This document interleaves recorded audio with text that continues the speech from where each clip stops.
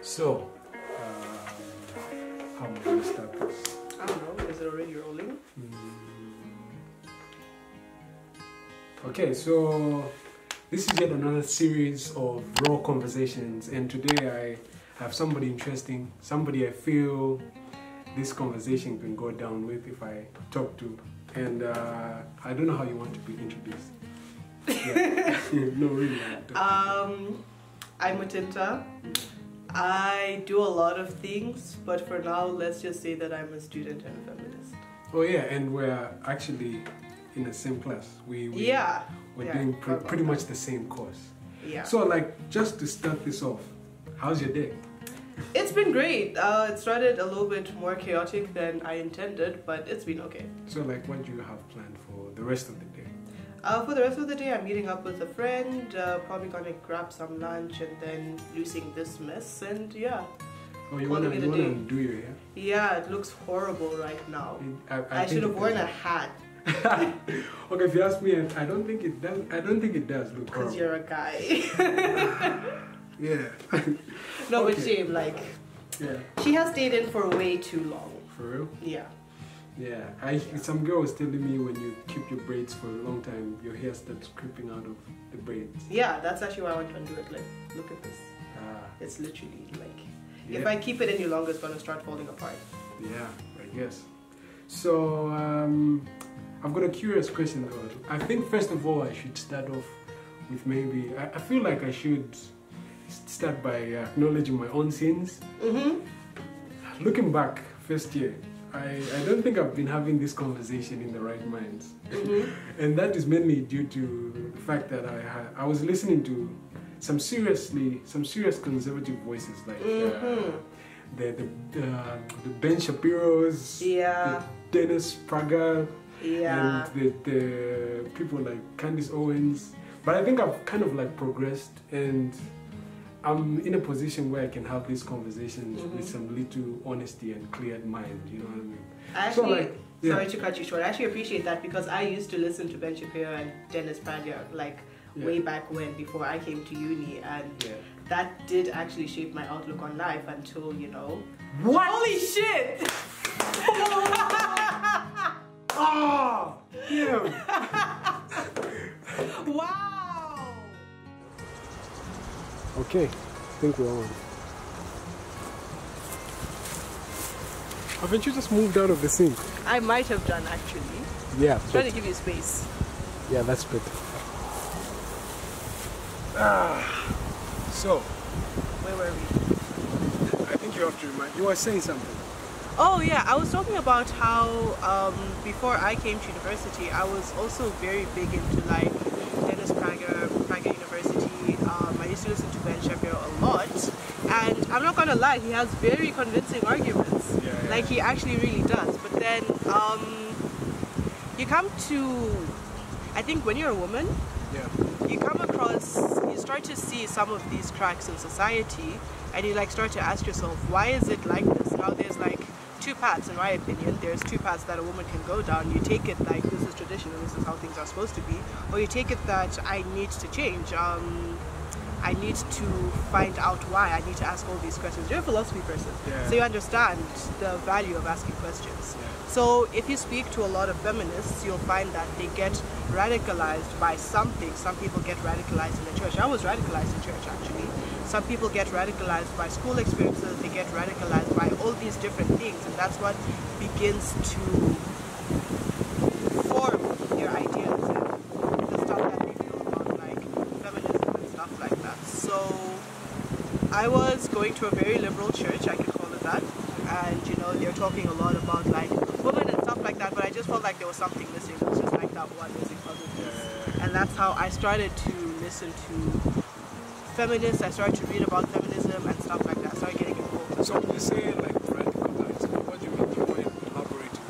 Oh my god, I don't actually know how to define this, but like I'm going to make an analogy. There's always that switch that flips, you know, like there's something that just, it's like a spark is ignited and then it just blows up. Like how Kenneth Kaunda became radicalized against the colonialists. that sort of thing. Like something just changes within you and you're like, I need to know more, I need to do more, I need to say more. Yeah. So like personally for you, since you've come a long way with this, you were so vocal, even in first year. Yeah. And at some point I was even like, I'm in no position to have a conversation with this girl because she's just in there. I feel like I used to intimidate people. Yeah. So like, what does feminism mean for you? For me, I would say it's a lifestyle. Yeah. You know how some people's whole lifestyle is just based on Christianity? Yeah. I would say that my whole lifestyle is based on like feminism, because essentially people's feminism is different for different people. But what I am looking for as a feminist is to make sure that there's actual equality. So a lot of people want to argue and they'll be like, oh no, oh my god, I've just dropped my phone. Okay, I'll get that for you. So yeah, a lot of people will be like, oh no, but you can't have true equality. A woman can't, a woman can't go into a mine and do stuff like that. And first of all, why not? Secondly, when you're talking about equality, a lot of people tend to misunderstand equality to mean that men and women are going to be exactly the same. That's impossible. There's things that men can do and that women can do that the other can't. For example, a woman can never get someone pregnant, no matter how feminist you want to be. But then I do want to see a situation where women have equal opportunities, equal access to the same rights, benefits and stuff like that that men do get to experience and enjoy, the same equal treatment in society. And there's so many examples. There's academic examples, there's everyday examples. It's like here in university you have different cutoff points for boys and girls, and while some people say no, but affirmative action is good, it actually tends to have worse consequences in the long run, because now you're already dictating the direction in which this woman's life is going to go. So you'll find that you're not allowing women to reach their full potential, because you're kind of curtailing them in this box and saying this is only as far as you're allowed to reach. So stuff like that. I mean, what you've just said, there's a lot to unpack. Yeah. But to just start off, I think let's break it in pieces so that it's easy to kind of like digest for anybody listening. So like maybe a best place to start is acknowledging how hard it is to get into a conversation like this for most people. And I think usually on the guy side, many guys tend to feel intimidated to have this conversation, because it's not, it's when you're having this type of conversation, it already gets into that space where it's women versus men, then there's that clash. But how do you feel this conversation should be approached for us to go somewhere substantial? I think that both parties need to be open-minded, but I do think that more so on the men's side, because already you have men that are saying, but why, what more equality do women want? You can drive, you can go to school and stuff like that. But then there are certain things that women will experience that a man probably won't experience, because he just, been socialized and stuff like that. So I do think that men do need to approach these things with a little bit of open-mindedness, just so that they can see where women are coming from. But at the same time, and this is actually something that many people disagree with, but I do think that you don't necessarily need to be so militant when you're talking about feminism. I think I might have been quite militant about it in first year. I was ready to kill for feminism, but yeah, I don't think we need to be that militant. Obviously, there's going to be some conversations that are like triggering, but before then, let's try to like meet each other halfway. Yeah, that's true. So like, I believe nobody can talk about feminism without society and how it plays into our developmental stages as we grow up as people. Yeah. So like, for most people I've read about, they tend to put the problem in your upbringing as well as the roles that society kind of like puts you into. How do you feel that has any bearing on how, say, femininity, masculinity gets propagated across different people, different backgrounds? I'm actually glad you brought that up, because that's a very important thing. So there's what is called internalized misogyny, and that's why you'll find that parents will only ever address their girls as people, and they always in like blue, green and stuff like that, because they think that they already believe that there should be this distinction between how a boy and a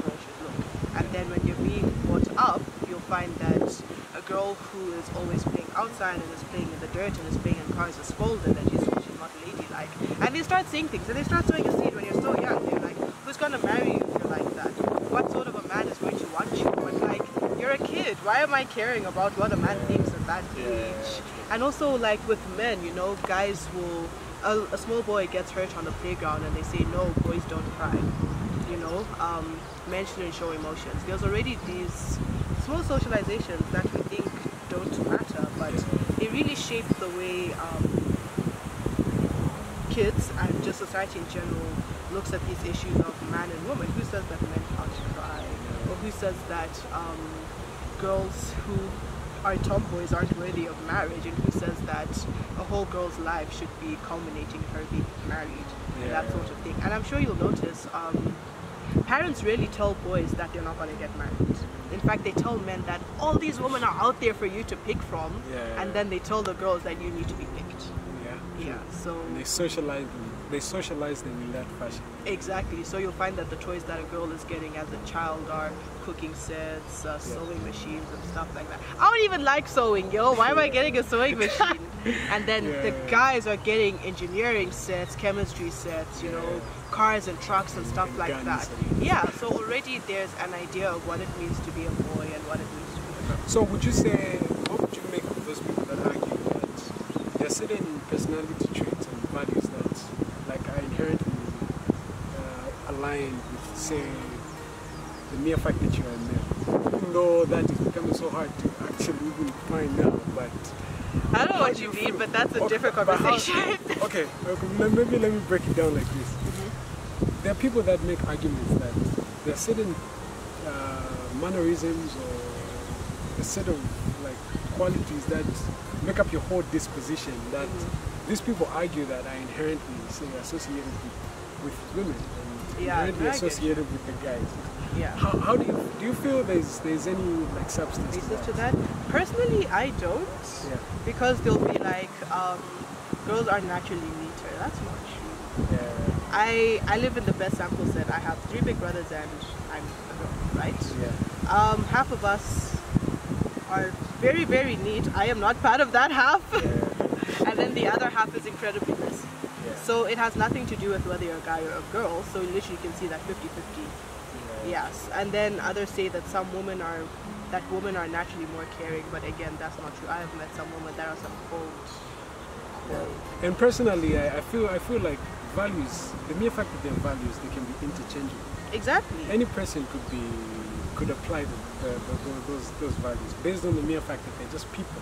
Exactly. So I don't think as, like, say, when you're born male, you won't be inherently all of a sudden macho, you know how to. Exactly. It's the way that you're brought up. Like, I don't want to be vulgar, but like people like to say that cooking is not pre-installed in a vagina. The same way mechanics is not pre-installed in a penis.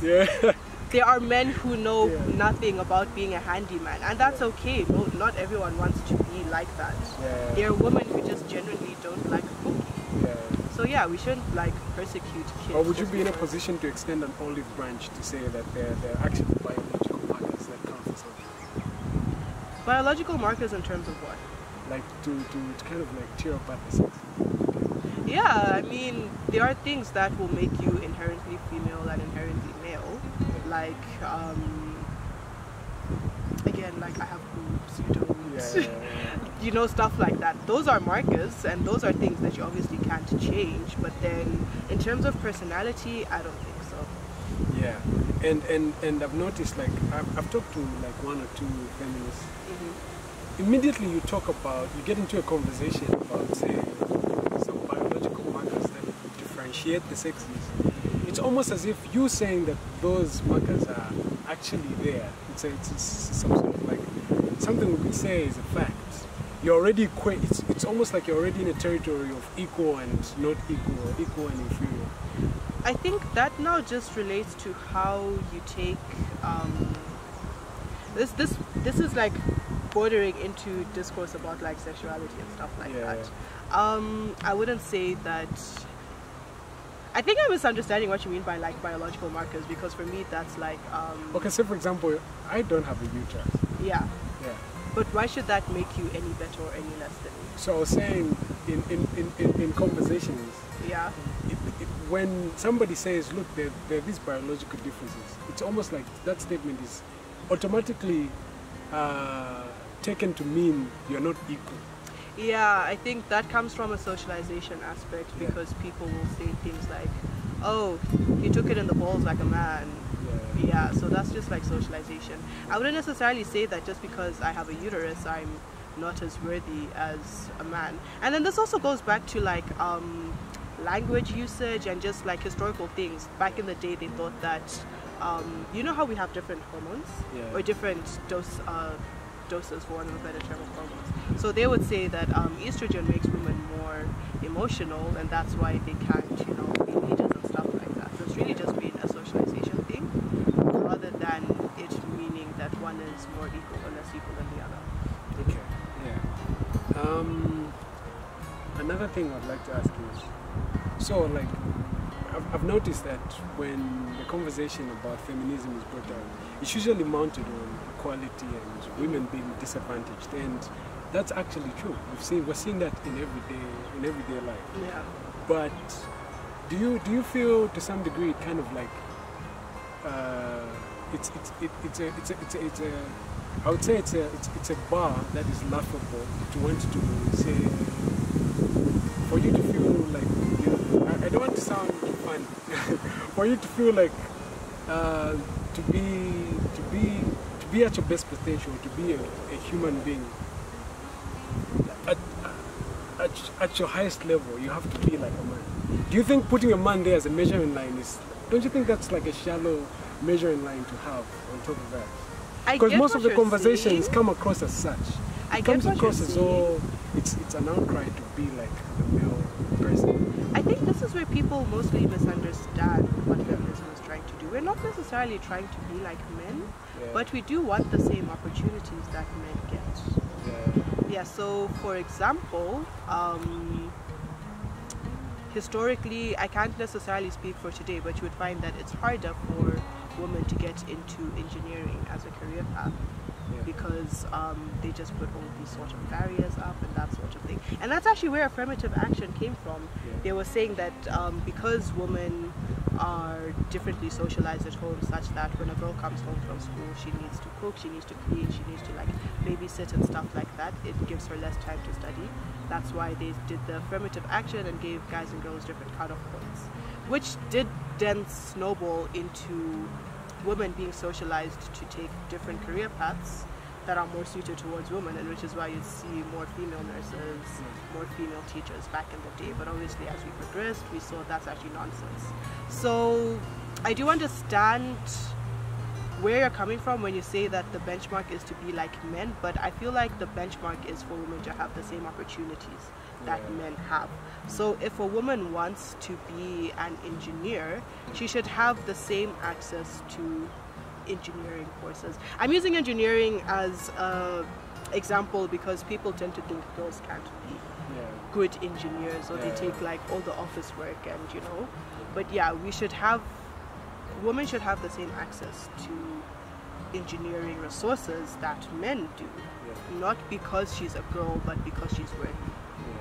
If she's not smart enough, then she's not smart enough. But if she's smart enough, or she might even be smarter than the guys, there should be no reason why she isn't in school, why she isn't doing ABCD. So what would you say are some of the strongest obstacles towards achieving that goal? Because I think what you've just said right now, I could actually, 100%, it's like a good goal to try to reach for.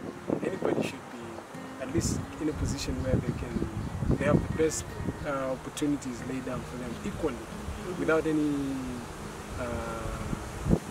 disadvantages. But what would you say are some of the strong obstacles to getting to that objective? Okay, so I would say that it's mostly socialization, and then there are a lot of policies that seem fine, but are actually very disadvantaging. So let me start with this small story. My brother is a mine engineer, and he works in the mines. I can't teach him. So they're having interviews.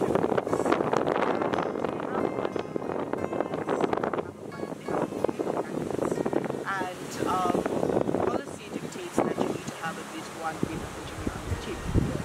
So they have a very easy time choosing whichever male candidates they want, and now they're left with like 5 girls that they need to choose from, and they're like, you know what, we're only going to choose 5 because we don't really feel like we need those on the team.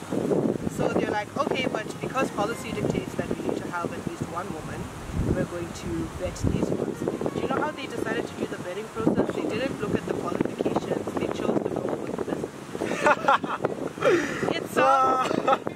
It's laughable now, but these are the things that women are going through in recruitment processes. So already, and unfortunately, this girl wasn't the best person for the job, but because she was a hooker, she gets the job.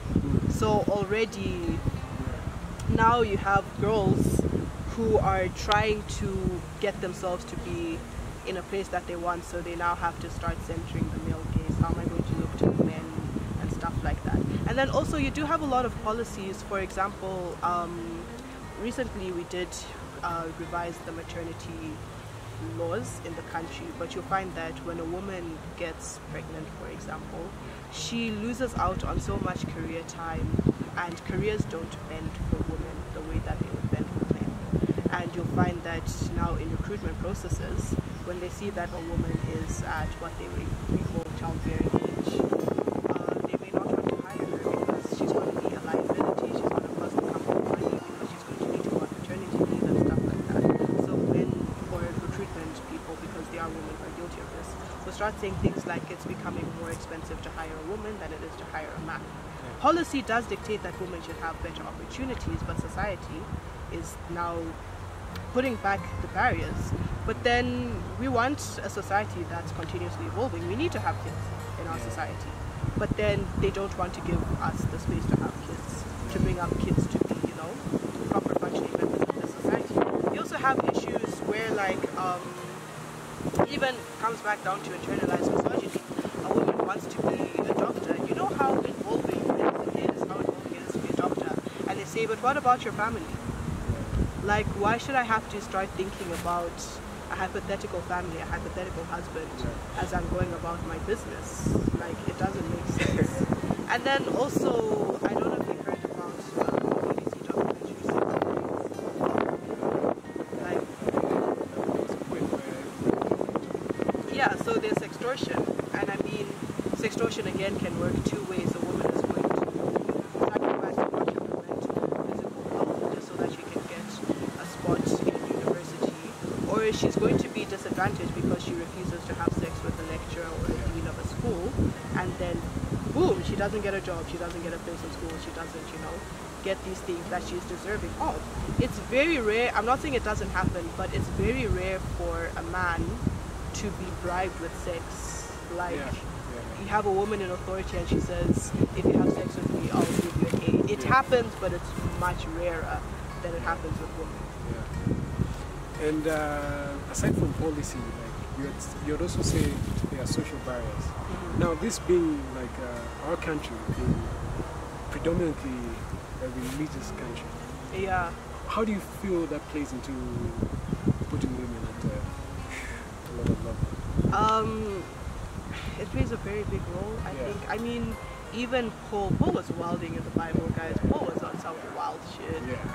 He was like, women can't even talk in church, yo. And I mean, what sort of precedent is that going to set for ambitious women, where they're told you need to shut up when you're around men? There was even that verse that was quite straightforward. If you want to ask something, go and ask your husband at home. Exactly. Yeah, you can't say it in church. Exactly. No, you must ask your husband, and then your husband will come ask the elders. So already women are being taught to, they're being taught to consider men at the center of everything. I love to say decenter the male gaze. So basically decentering the male gaze as a woman means, like, don't do things at the basis of what a man is going to do or is going to say, like, live for you. Don't live for the men in your life or the hypothetical man you're about to meet and stuff like that. There was, some time back, there was this book I read, though I didn't read it fully, I was just like cherry picking, just like brushing through it. It's called The Second Sex. I think you might have come across it. She was saying, so this lady was saying, I don't know how to pronounce her name, it's hard to pronounce. So she was saying something like, when you look at, say, for example, a biblical Genesis account, it makes the woman seem as though she's like a byproduct of an unplanned event. Yeah. So for example, we have this awesome guy, and then we go like, oh shit, damn, he's lonely. Yeah, you know. Then you come in as a compliment to that. Exactly. And that narrative has played into the psychology of people that cuts across cultures. Exactly. Yeah. So, and that's how you see behind every successful man is his wife. Yeah. No one ever says behind every successful woman is her husband. And I've never even stopped to think about that stuff. Yeah.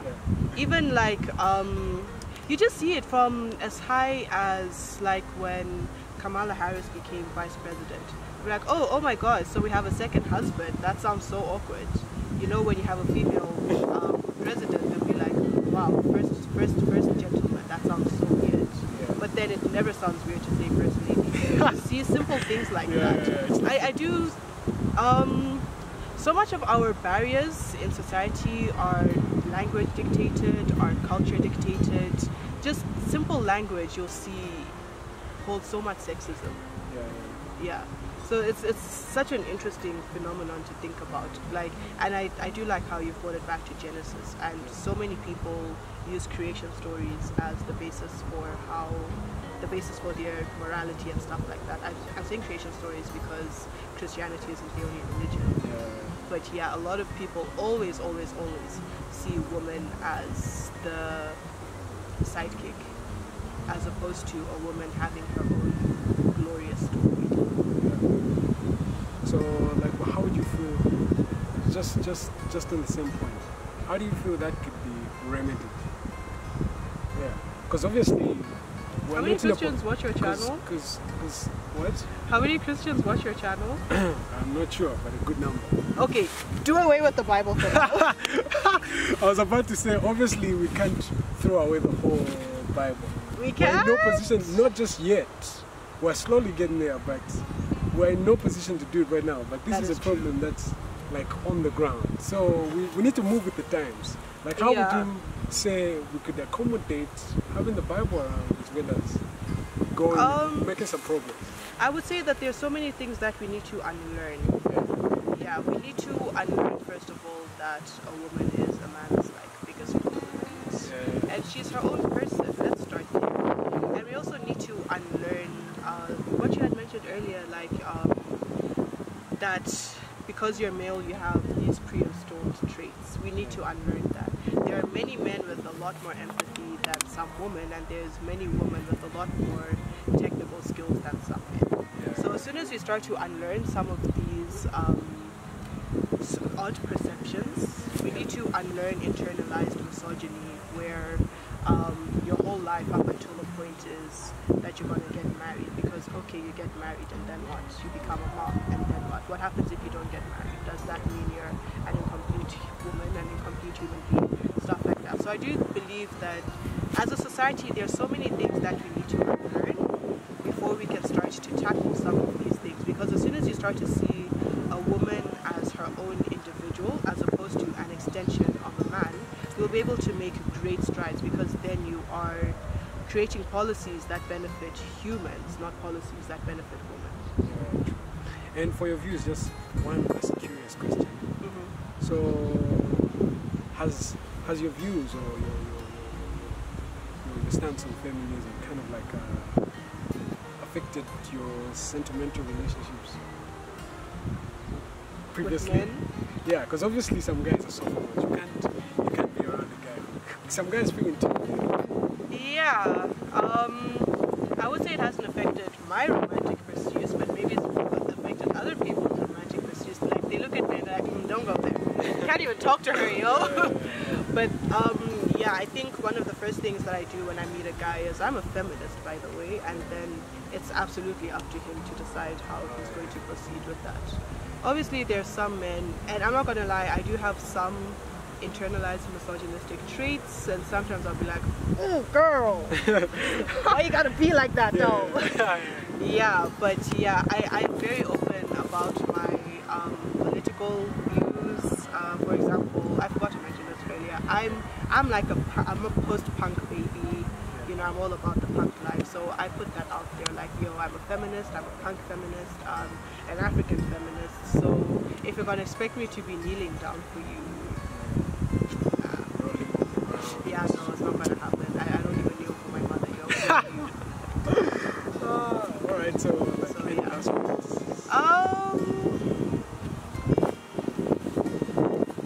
Two things. For your female viewers, decenter the male gaze and it will change your life.